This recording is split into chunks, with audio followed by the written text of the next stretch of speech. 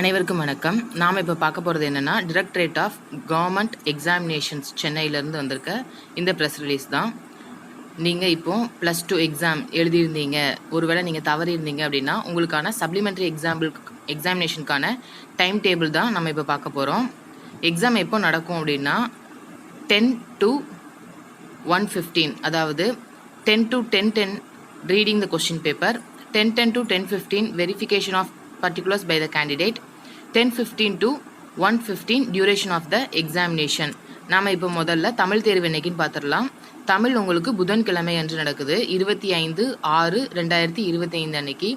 அதற்கு மறுநாளே, அதாவது வியாழக்கிழமையே உங்களுக்கு இங்கிலீஷ், வெள்ளிக்கிழமை உங்களுக்கு mathematics, zoology, commerce, microbiology, nutrition and dietetics, textile and dress designing, food service management, agricultural science, nursing இதெல்லாமே நடக்குது.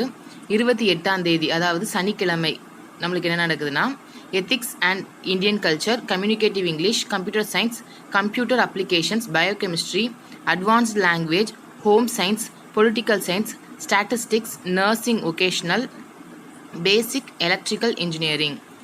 மண்டே நம்மளுக்கு சண்டே ஒரு நாள் லீவ். அதுக்கப்புறம் மண்டே 30ஆம் தேதி ஜூன் மாதம் என்ன நடக்கும் அப்படின்னா கெமிஸ்ட்ரி, அக்கௌண்டன்சி, ஜியாகிரஃபி. இப்போ நம்ம ஜூலை 1ஆம் தேதி பார்க்குறோம். என்ன பார்க்குறோம்?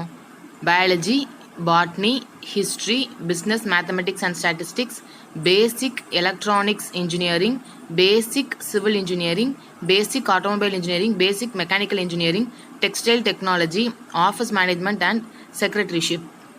ஜூலை 2ஆம் தேதி நம்ம ஃபிசிக்ஸ், எக்கனாமிக்ஸ், எம்ப்ளாயபிலிட்டி ஸ்கில்ஸ் இந்த எக்ஸாம்ஸ்லாம் பார்க்குறோம்.